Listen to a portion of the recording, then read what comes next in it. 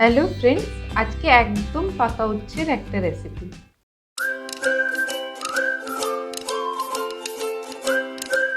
আমি এখানে মোটামুটি 10 থেকে 12টা মিডিয়াম সাইজের উচ্ছের হিসেব করে এখানে মশলাটা নিচ্ছি।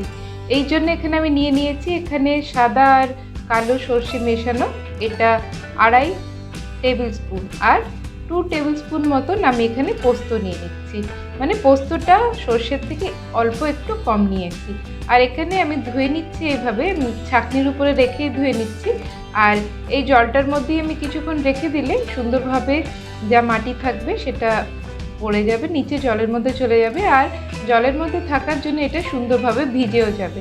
ওই মোটামুটি 5 থেকে 10 মিনিট মতন ভিজিয়ে রাখলেই হবে। তারপরে আমি এর মধ্যে 2টো লঙ্কা আর একটু হলুদ আর একটু লবণ দিয়ে আমি এটা ভিজে যাওয়ার পরে আমি এটাকে পিষে নেব। আর এইখানে আমি পাকা উচ্ছে নিয়েছি। পাকা উচ্ছে ভীষণ নরম হয় আর এর বীজগুলো সরানো খুব সহজ। তো আমি সব বীজগুলো আলাদা করে রেখে দিচ্ছি। এটা বাগানে ফেলে দিলেও সুন্দর গাছ হয়ে যাবে। আর এটা সব কটা উচ্ছে থেকে আমি বীজগুলো আলাদা করে নিয়ে জাস্ট এই ডাঁটাটা আর সামনে যেটা মাথার দিকটা একটু কেটে বাদ দিয়ে, আর এটা ভীষণ নরম হয় বলে এটা আমি লম্বালম্বিভাবে খুবই সফটলি এটাকে কেটে নিতে হবে।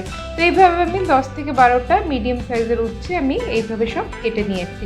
আর এটাকে আমি ভালো করে ধুয়ে নিয়ে এবারে আমি এর মধ্যে লবণ আর হলুদ আমি এটা মাখিয়ে রেখে দিচ্ছি। এখানে এইভাবে লবণ আর হলুদটা মাখিয়ে রেখে দিলে এটা হয় কি, যতটা ওর লবণ দরকার হলুদ দরকার অতটা অ্যাবজর্ব করে নেয়, আর বাকি এক্সট্রা যে লবণটা সেটা জল হয়ে আলাদা বেরিয়ে যায়। তাতে আর কতটা লবণ আর কতটা হলুদ দেবো সেটার আর প্রবলেমটা থাকে না। আর এখানে আমি 3টে বড় আলু নিয়েছি, ওটাকেও একটু মোটা মোটা করে যেরকম আলু ভাজা খায় সেরকম কেটে এখানে আমি সেটাও হলুদ আর লবণ মাখিয়ে রেখে দিচ্ছি। তো এই হয়ে গেল 2টো সবজি, এটা এখানে এতটাই লাগবে। এবার আমরা প্রিপেয়ার করে নেবো তরকারিটা। এখানে আমি যতটা উচ্ছে নিয়েছি আলু নিয়েছি সেই হিসাবে মোটামুটি 4 to 5 টেবিল স্পুন আমি এখানে সর্ষে তেল ব্যবহার করছি। আর এর মধ্যে গরম হয়ে যাওয়ার পরে তেলটা আমি এর মধ্যে দিয়ে দিচ্ছি 1/2 টিস্পুন মতন 5 ফোড়ন, আর একটা শুকনো কি 2টো শুকনো লঙ্কা আমি কেটের মধ্যে দিয়ে দিচ্ছি। এই যা তেল আছে এর মধ্যে পুরো রান্নাটা হবে, সেই জন্য স্টার্টিংয়ে একটু বেশি তেল যতটা লাগে নিয়ে নিতে হবে। এবারে আমি উচ্ছেগুলো সবটা দিয়ে খুবই ধীরে সুস্থে এটা নাড়তে হবে, কেন বললামই আগে যে এটা খুব নরম হয়।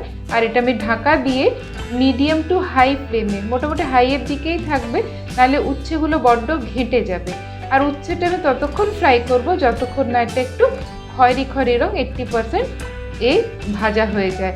তো এই যে আমি এর মধ্যে লবণ আর হলুদ দিয়ে আমি এবারে সর্ষে পোস্ত যেটা ভিজিয়ে রেখেছিলাম ওটা বেটে নিচ্ছি। আর এখানে উচ্ছেটাও দেখুন একটু লালচে হয়ে এসছে, তেলটাও ছেড়ে এসছে, এই সময় এটা ভাজা হয়ে গেছে। এইবারে আমি এর মধ্যে আলু দিয়ে দিচ্ছি, আর আলুকেও আমি ওই মিডিয়াম টু হাই ফ্লেম মানে হাইয়ের দিকে রেখেই ভাজছি।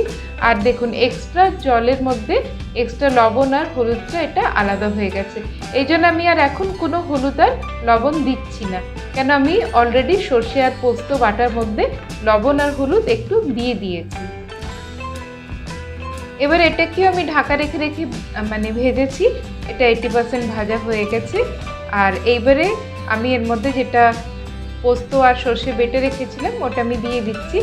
আর এই রেসিপিটা বেশ ভালো হয় খেতে। অনেক সময় পাকা উচ্ছে হয়ে গেলে আমরা ওটা ডিফারেন্ট কেউ রেসিপি বানান, আর আমরা অনেক সময় ওটা পছন্দও করি না, কিন্তু এই রেসিপিটা বেশ ভালো হয় খেতে।